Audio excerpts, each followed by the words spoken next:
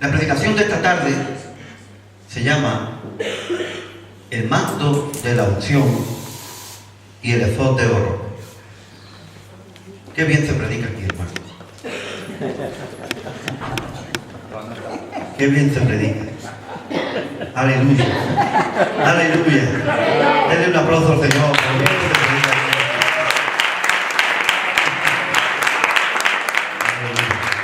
El que tenga oído para oír, que oiga. El manto de la unción y el efod de oro. El manto siempre, el manto físico que llevaban los profetas, que llevaban los reyes, era como el manto de la unción.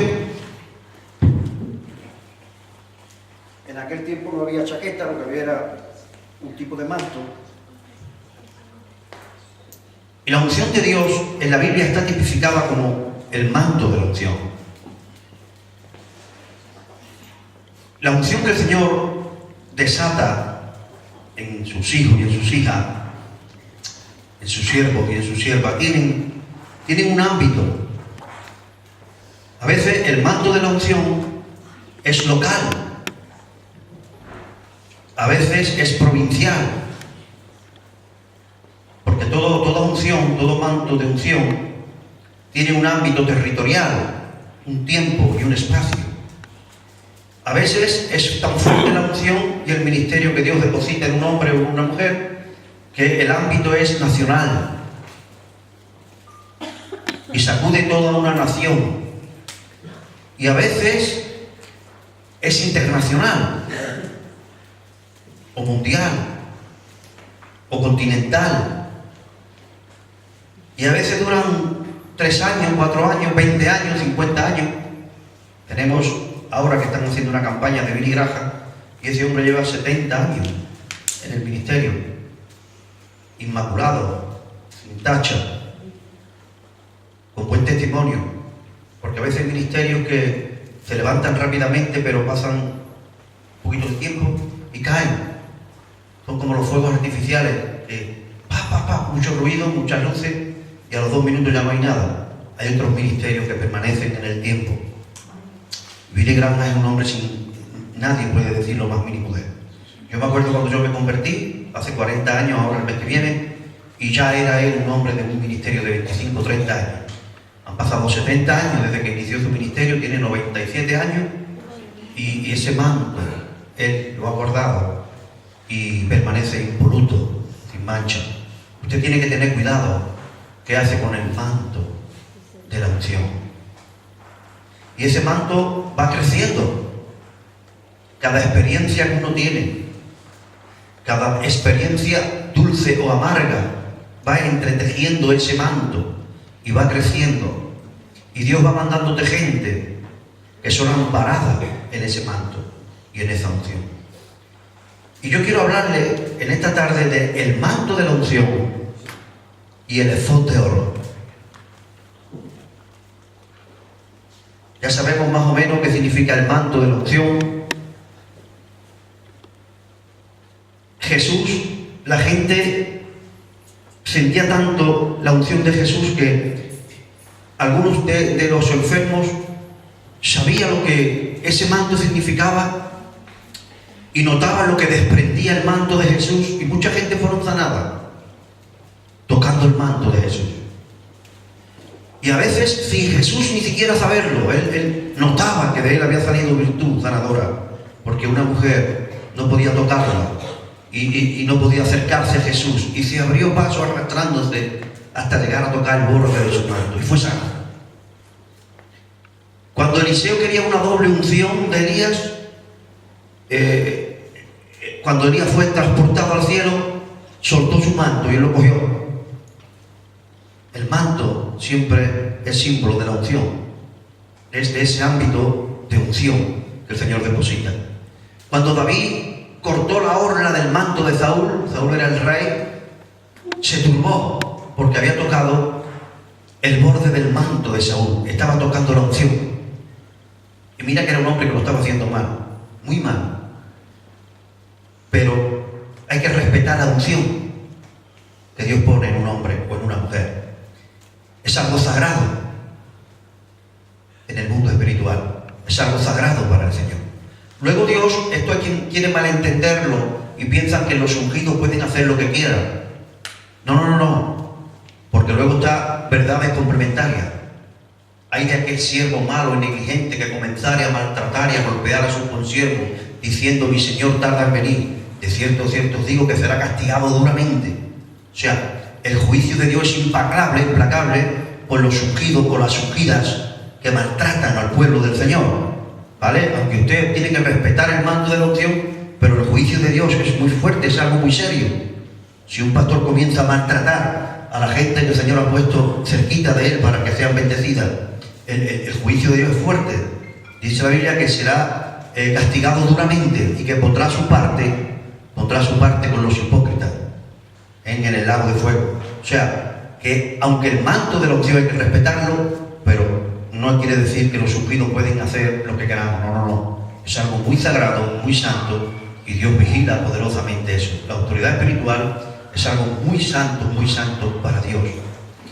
Y hermano, a veces la unción va creciendo. Y si hay algo que el diablo odia, es cuando se va formando el manto de la unción en una persona y ese manto, ese peso de gloria va creciendo. Ese manto va alcanzando nuevos ámbitos.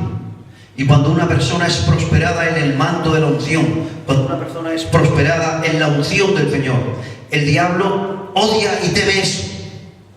Y el diablo va a paralizar eso como sea. Él va a intentar desesperadamente paralizar eso. Y lo va a intentar de mil maneras. Y en esta tarde yo quiero hablarle de una manera que el diablo ataca fuertemente a los ungidos. Hay varias cosas fuertes por medio de las cuales los ungidos son perseguidos y son tentados. Pero yo quiero hablarle de una de ellas. Adelante, Stephanie, dice. Cuando pues el Señor entendió que los fariseos habían oído decir: Jesús hace y bautiza más discípulos que Juan, aunque Jesús no bautizaba, sino sus discípulos, salió de Judea y se fue otra vez a Galilea, y le era necesario pasar por Samaria. Vino pues a una ciudad de Samaria llamada Sicar, junto a la heredad de Jacob, dio a su hijo José. Y estaba allí el pozo de Jacob. Entonces Jesús, cansado del camino, se sentó así junto al pozo. Era como la hora sexta. Vino una mujer de Samaria a sacar agua, y Jesús le dijo: dame de beber. Hasta ahí. Recién había comenzado el ministerio de Jesús. Juan comenzó el ministerio unos meses antes que Jesús. Y el ministerio de Juan fue una bomba en Judea. La Biblia dice que toda Jerusalén salía al río Jordán para ser bautizado por él. Y que luego el ámbito de ese manto creció y que todo Judea y todo Israel venían a Juan. Era impresionante la unción que tenía Juan. Y era impresionante cómo creció.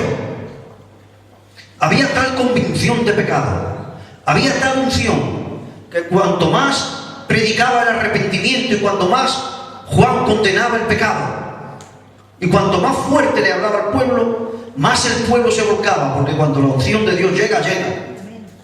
Y toda Israel estaba bajo ese manto de la unción de Juan el Bautista. Cuando está en todo su apogeo, aparece Jesús y comienza el ministerio de Jesús.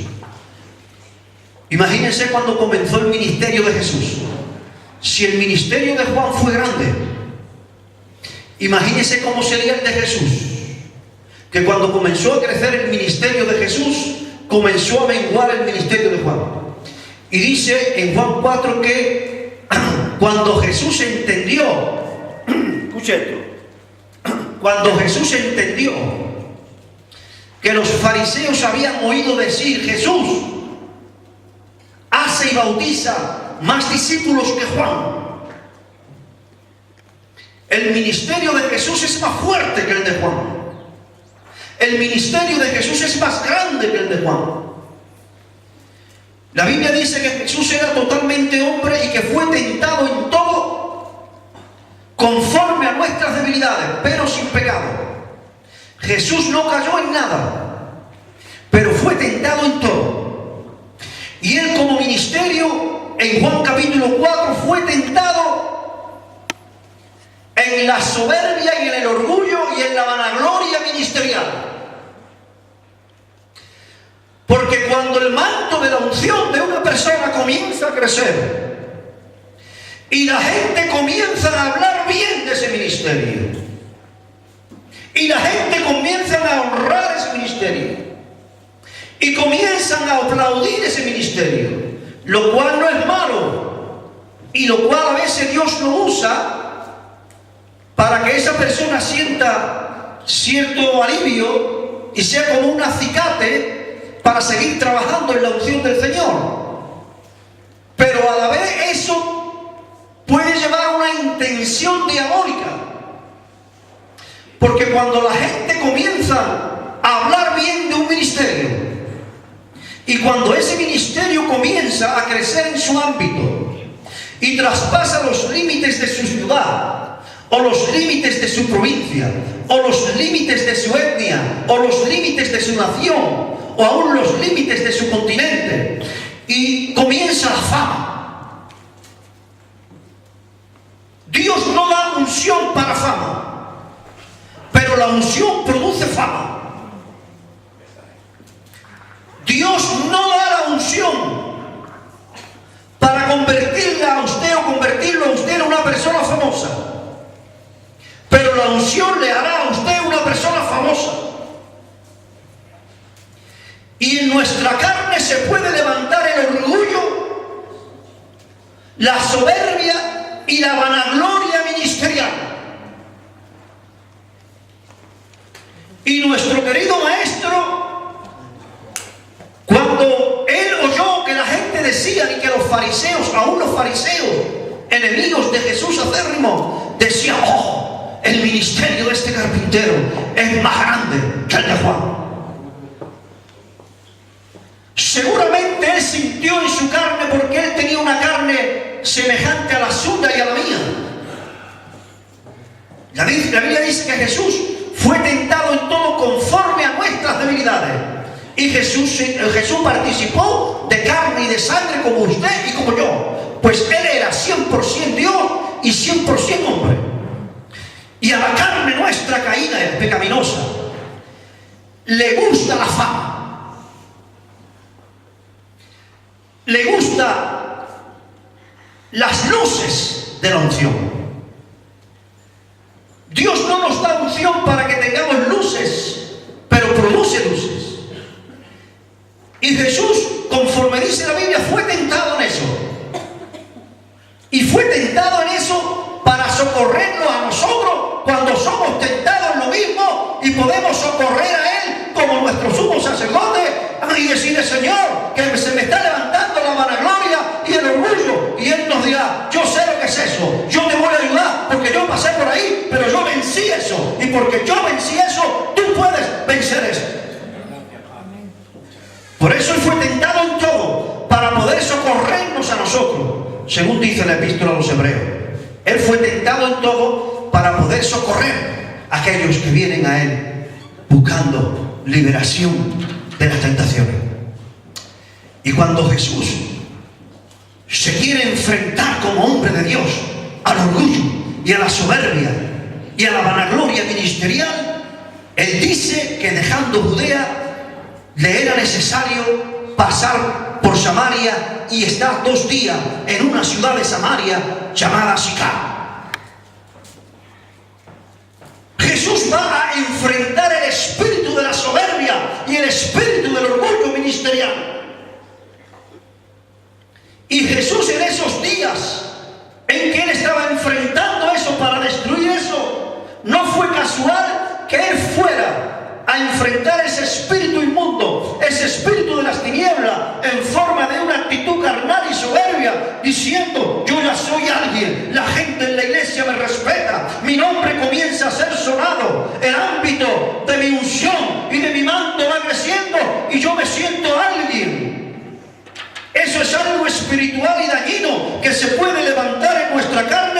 Jesús fue precisamente a una ciudad de Samaria llamada Sicar para destruir eso. Y Jesús llega a una ciudad de Samaria llamada Sicar, y el Padre le prepara allí. Cuando él llega al pozo de Jacob, a una mujer, para que él confrontara ese espíritu de las tinieblas. Y él, como judío, se humilla pidiéndole un favor a un samaritano. Como hombre de la época, se humilla pidiéndole favor a una mujer samaritana. Y él se humilla como clase social pidiéndole un favor a un samaritano que además era mujer y que además era una mala mujer, porque era una marginada de la época. Jesús va con un espíritu de humildad, con un espíritu de humillación, para confrontar el espíritu del orgullo y el espíritu de la vanagloria ministerial. ¿Y por qué decide Jesús hacer esto en Sicar? ¿Por qué escoge precisamente esa ciudad, la ciudad de Sicar? Yo le voy a decir a ustedes que Jesús coge la ciudad de Sicar porque allí, unos 1200 años antes, un ministerio cayó en orgullo ministerial y dio lugar a que los espíritus de las tinieblas levantasen una fortaleza en esa ciudad. Porque un hombre de Dios que comenzó muy bien, pero que terminó muy mal, cayó en orgullo ministerial. Y debido a esa caída de orgullo y de vanagloria ministerial, se estableció un trono diabólico que reinaba en los aires de Sicar, y que fue tan fuerte que lo mismo que el manto de la unción va creciendo de ámbito, los poderes del infierno, cuando los hombres le damos lugar, van creciendo de ámbito también. Y aquel pecado de vanagloria y de orgullo ministerial cerró los cielos de Sicar y creció hasta cerrar los cielos de toda Samaria. Samaria era una tierra muy amplia, muy grande, en el corazón de la tierra prometida. Y los poderes del infierno se habían afincado ahí debido al orgullo ministerial de un hombre. Pero que 1200 años después Jesús va allí para deshacer ese trono ministerial, ese trono de influencia diabólica debido al orgullo y a la vanagloria ministerial. Antes de conocer la historia de Sicar, quiero hablarle a la gente de la iglesia que se está metiendo en la unción, y que eso es lo más grande que un hombre y una mujer puede hacer, meterse buscando la unción de Dios, porque no hay nada comparable con la unción del Señor.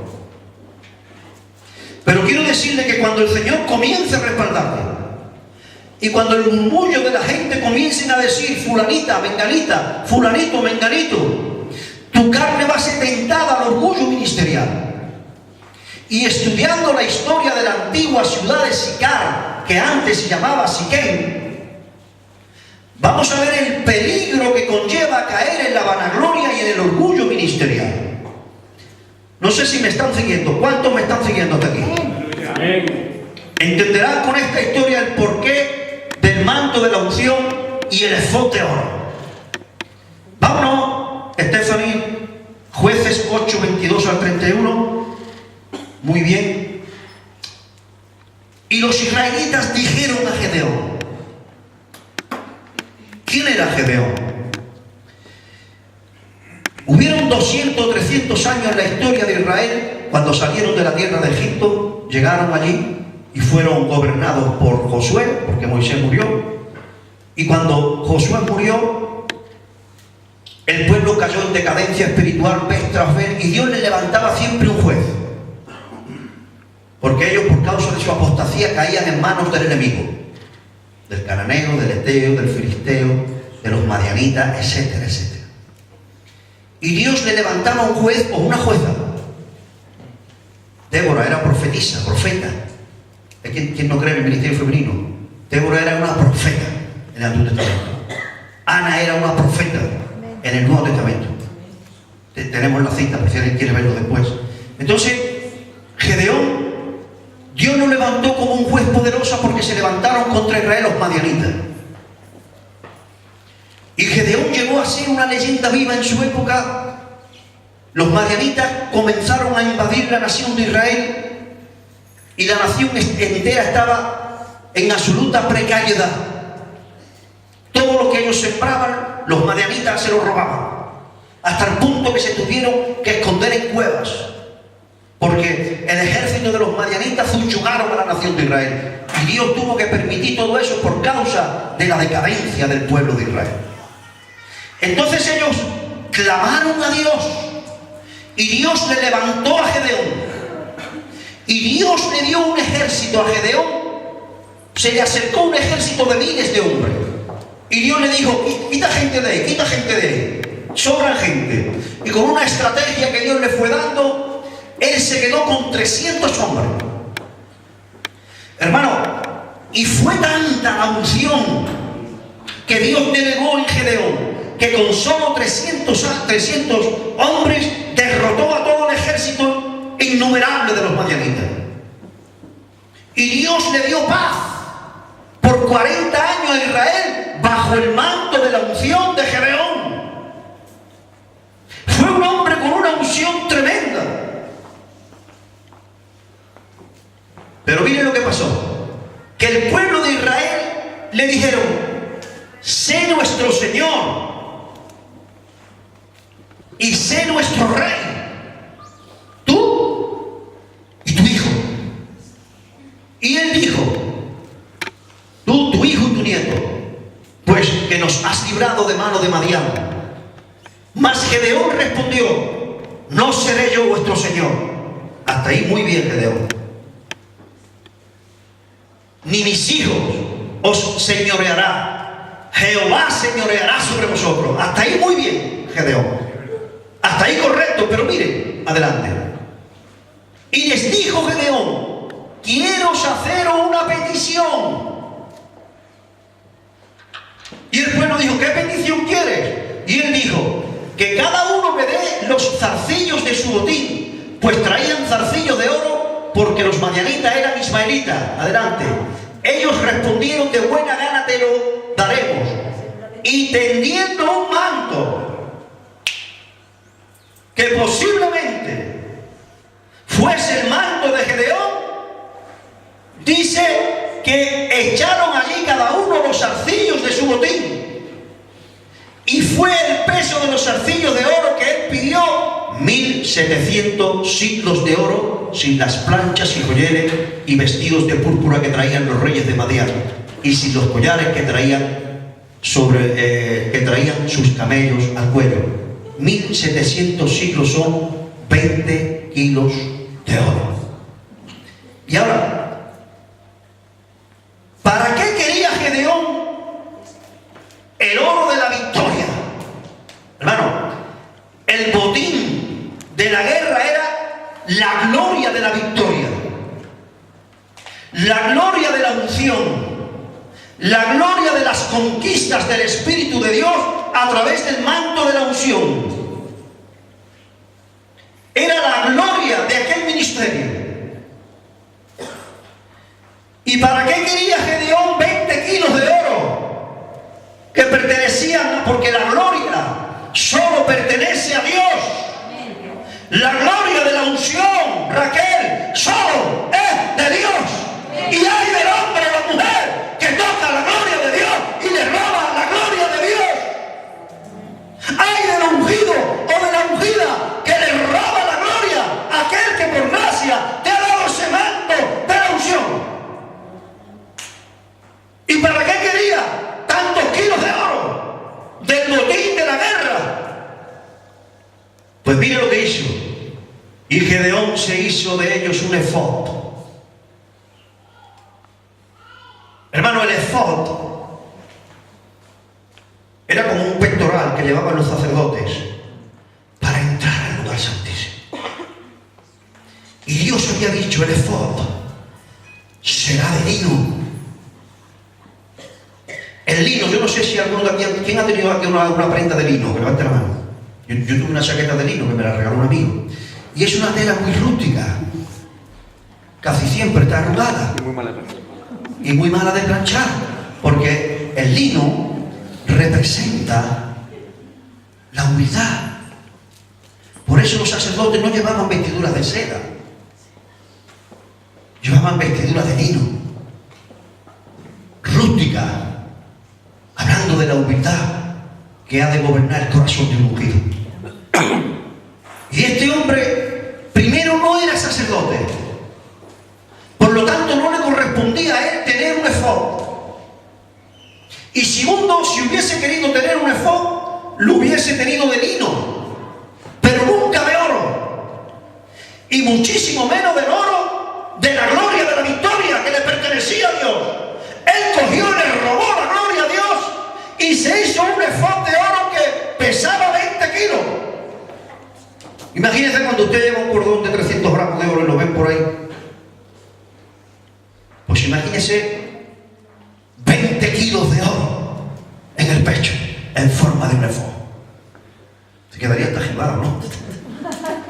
De tanto peso. Y para colmo era el oro de la victoria, el oro de la gloria que le pertenece a Dios. Y todo Israel se prostituyó tras de ese efod. Y en aquel lugar, y fue tropezadero a Gedeón y a su casa. Porque, hermano, yo estuve en duda hasta el último momento de cómo titularle a este mensaje. Y le he puesto el manto de la unción y el efod de oro. Pero en primer lugar me dio tentación de ponerle la prostitución ministerial. Digo, suena muy fuerte, Señor. Y voy a cambiar el título, pero quizás fuese ese el título verdadero. La prostitución ministerial. La prostitución de un ungido. La prostitución de un ungido. Un ungido se prostituye cuando usa la unción para vanagloriarse delante de los hombres y delante del espejo en el cual se mira. Eso es prostitución espiritual, porque a Dios se le sirve por amor, pero nunca por riqueza, ni por orgullo, ni por fama. Por eso el mensaje de esta tarde bien se podía haber llamado la prostitución ministerial. Y cuando él echó en su manto de unción todo este oro y se cambió el manto de la unción por este efod de oro, dice la Biblia que se prostituyó él y todo Israel y toda su casa. ¿Saben qué pasó cuando este hombre murió? Cuando Gedeón murió, Gedeón tuvo muchas mujeres y tuvo 70 esposas y una concubina. Perdón, no dice la Biblia 70 esposas, dice muchas esposas y una concubina. Y de todas esas esposas tuvo 70 hijos varones y un hijo varón, el número 71, hijo de una concubina que se llamaba Abimelech. Y dice la Biblia que cuando Gedeón murió, la herencia de esa prostitución ministerial, la herencia de ese espíritu de orgullo, la herencia de esa vanagloria ministerial, la herencia de ese amor a la fama, de ese amor a la riqueza, de ese amor a esa cosquillita y esas luces que produce la fama. A Jesús, cuando a él le venía la fama, dice que él se escondía. Cuando a él venían para hacerle rey, él se iba al monte y se escondía. Pues le decía a la gente, no se lo diga a nadie, no se lo diga a nadie. ¿Por qué? Porque la fama a Jesús le estorbaba. Pero Gedeón amó la fama y amó el efod de oro.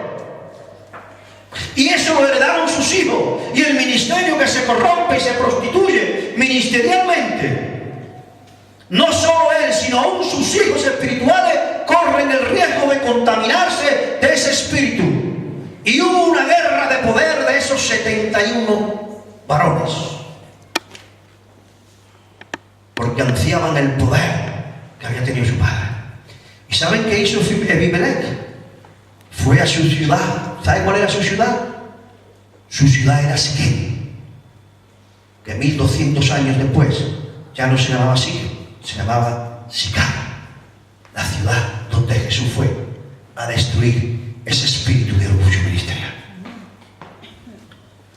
Y cuando Abimelech va a Siquem, los siquenitas habían levantado, fíjense que estamos hablando de una ciudad santa, establecida en el corazón de la tierra de Israel, y los siquenitas habían levantado un templo, pero no un templo a Jehová Dios, sino un templo a Baal Berit. Los Baales eran una familia de los Baales, de cada Baal tenía un nombre secundario, era Baal y un apellido, y este Baal era Baal Berit, y Berit significa pacto. Baal Berit es el Baal que se encarga de pactar con los seres humanos. Y este Abimelech fue allí al altar de Baal Berit, y los sacerdotes del templo de Baal Berit, un ídolo demoníaco horrible, le dieron dinero del templo. Y dice: tú puedes hacer una revuelta y puedes convertirte en el rey de Israel, pero te estorban tus 70 hermanos. Y allí, a la sombra de ese demonio llamado Baal Berit, con dinero de ese demonio, le dieron dinero y hicieron una alianza para decir: coge este dinero y contrata a hombres sanguinarios y entrégale a Baal Berit la sangre de tus 70 hermanos. Y dice la Biblia que en una piedra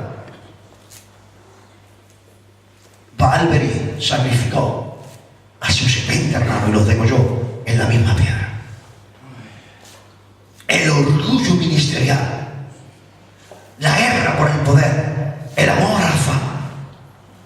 Y aquello produjo un trono demoníaco que se estableció allí y que nadie fue capaz de quitarlo hasta 1200 años después, donde viene Jesús con un espíritu de humildad y hace pulverizar ese trono demoníaco y establece el trono de la humildad y la sencillez de un verdadero hombre de Dios. Amén. Hermano, y si esta historia es espantosa, más espantosa se hace cuando conocemos los planes que Dios tenía para Siquem. Antes de que pasara esto, miren, cuando Abraham, estamos ahora como unos 400, 500 años antes de que Abimelech matara a sus 70 hermanos. Cuando Abraham va a la tierra de Israel por primera vez, el propósito y el llamado que tenía Abraham era de levantar altares al Dios del cielo en la tierra de Israel. ¿Y saben ustedes cuando Abraham llega a la tierra prometida, cuál es la primera ciudad que visita? Y el primer altar que él levanta al verdadero Dios: Siquem. Por lo tanto, Siquem estaba llamada por Dios a ser una ciudad de punta de lanza, a ser una ciudad de primicias para Dios. Más tarde, el nieto de Abraham tiene una trifulca entre hermanos con Jacob y Esaú. Hay una discordia entre hermanos que dura unos 20 años, y a los 20 años los dos hermanos en un lugar santo hacen la paz y es restaurada esa relación. ¿Saben ustedes cuál fue esa ciudad? Siquem. Una ciudad de restauración, una ciudad de amor fraternal. Y los demonios, por causa de que un hombre de Dios cayó en soberbia ministerial, la había convertido en una ciudad de fratricidio, en una ciudad de homicidio, en una ciudad de asesinato entre hermanos. El diablo siempre viene para corromper el plan de Dios. El llamado que usted tiene, el diablo quiere transformarlo. Y una manera que él usa es cuando usted va creciendo, incentiva el orgullo y la soberbia y la vanagloria ministerial. Porque el Satanás sabe que eso paraliza el corazón de Dios. Porque Dios no puede resistir la soberbia. Porque Dios resiste al soberbio. Él detiene su gracia. Esta ciudad, hermano, en la tierra de Israel, cuando Josué llega y conquista todo Israel, habían 49 ciudades que eran ciudades consagradas a los levitas. Solo 49 de las miles de ciudades que había. ¿Saben ustedes cuál fue una de estas 49 ciudades? ¿Cuál fue? Siquén. Siquén. Una ciudad santa. ¿Cómo aquellos levitas pudieron levantar un trono a Baal-Berith? Pues lo hicieron como consecuencia del orgullo ministerial de Gedeón. De esas 49 ciudades, solo 6 eran consideradas como ciudades refugio, donde cualquier persona que estuviese huyendo de las autoridades por causa de algún crimen, si llegaba a una de estas 6 ciudades, alcanzaba misericordia. ¿Saben ustedes cuál era una de esas 6 ciudades? Siquén. Los planes de Dios con Siquén eran grandes. Los planes de Dios con nosotros son grandes. Pero el orgullo ministerial, la soberbia ministerial, paraliza la unción. Hermanos, yo quiero que todos los ungidos de esta iglesia, y todos somos ungidos, porque ungido en griego es Christos. ¿Y usted qué es lo que es? Cristiano. Entonces usted no es el Cristo, pero sí es un Cristo. Cuando decimos Cristo, claro, por causa de la herencia católica, el concepto se nos va. Pero el único que es el Cristo es Jesús, que es el ungido por excelencia. Pero todos los demás somos ungidos en singular. Entonces usted es un Cristo pequeñito, un ungido. Y usted es una cristiana o una cristiana, que significa ungido pequeñito. Todos somos ungidos. Y todos debemos hacer un pacto para decir, Señor, vamos a pactar, pero no con Baal-Berith, vamos a pactar con Jesús de Nazaret. Y vamos a decirle, cuanto más nos use, más humildes seremos. Amén. Por eso, querido hermano, quiero hablarle del manto de la unción por excelencia. Y ese manto de la unción por excelencia es el manto de Jesús. Y quiero hablarle qué hizo Jesús con ese manto la noche que fue entregado. Y Casio, siéntate aquí, por favor. Aleluya.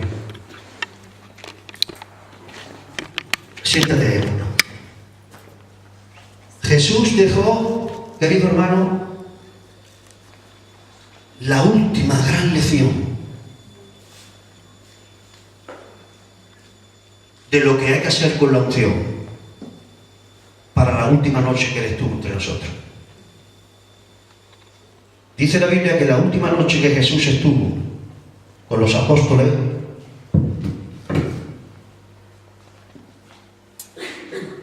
Él tenía su manto. ¿Se imagina Jesús con su manto de unción? ¿Cuánto le hubiese gustado? ¿A quién le hubiese gustado estar bajo ese manto y ver ese manto fluir hacia los leprosos, hacia los muertos, hacia todos los enfermos, de la manera que Él ministraba? Y dice la Biblia que Él con su manto estaba cenando con ellos. Aquella noche era especial y era la última lección que Él quiso darle. Y yo quiero que ustedes vean lo que allí sucedió. No soy Jesús, ni eres uno de los apóstoles, pero como manera de ilustración podemos hacerlo. Dice la Biblia que Jesús se quitó su manto, lo dejó ahí por un momento,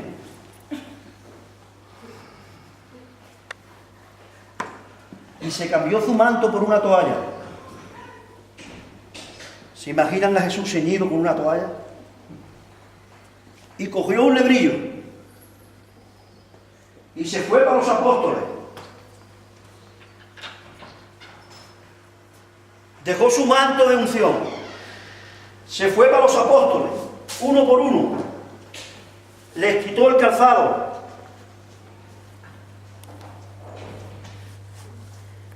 y la tierra no era como la de ahora, hermano, era tierra de polvo. Los pies estaban muchísimo más sucios de como los tiene Nico, que los tiene Nico.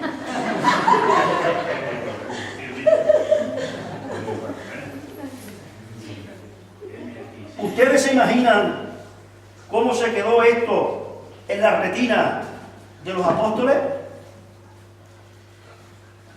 Dice la Biblia que comenzó a lavarle los pies a ellos. Aleluya. No olviden que Jesús, para hacer esto, se quitó el manto de la unción. Aleluya. Y comenzó a secarlo. Santo es Dios. Amén. Comenzó a secarlo uno por uno. Cuando hubo terminado, hermano, volvió donde estaba y se colocó su manto de unción. Porque el manto de unción hay que guardarlo, hay que cuidarlo, hay que protegerlo porque es sagrado. Pero de cuando en cuando tenemos que olvidarnos de lo que somos para servir a los hermanos, dejar nuestra unción, nuestro ministerio y sencillamente comportarnos como servidores de los santos. ¡Aleluya! Y Jesús dijo: vosotros me llamáis Señor, y decís bien, porque lo soy. Pues si yo, el Señor, os he hecho esto, ¿cuánto más vosotros no debéis limpiaros los pies los unos a los otros? ¿No debéis rendiros de rodillas y decirle cada uno al compañero: yo soy tu siervo, me acepta como tu siervo? Yo soy el ungido, dice el Señor, pero ahora soy tu siervo, me acepta como tu siervo.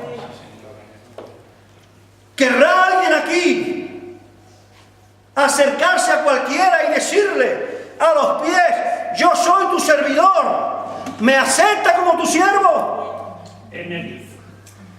Yo voy ahora a libertad para aquel que quiera y aquella que quiera se acerque a alguien, se ponga a sus pies y le diga: la unción de Dios va a ser fuerte en este lugar, pero siempre seremos servidores los unos de los otros. Amén. Estaremos sirviéndonos. Aunque se complique nuestra relación, yo quiero ser tu siervo. Amén. ¿Me aceptas como tu siervo? ¿Querrá alguien hacer esto? Amén. ¿Querrás hacerlo, Raquel? Pues hazlo. Pues hazlo, vete ya donde una. ¿Querrás hacerlo, Tony? Amén. Pues hazlo. ¿Querrás hacerlo, Pili? Pues hazlo. Hazlo, hazlo, hazlo. Sentiros libres, hermano. Eli, ve donde quieras y díselo. Aleluya. Y mire que doy un consejo: si el hermano no te cae bien, mejor, porque desde hoy te va a caer bien. Aleluya. No solo a la pastora, hay por ahí más gente más complicada que la pastora.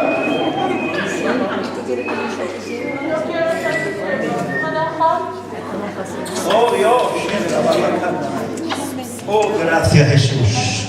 Gracias, Señor. Gracias, Padre. oh Dios.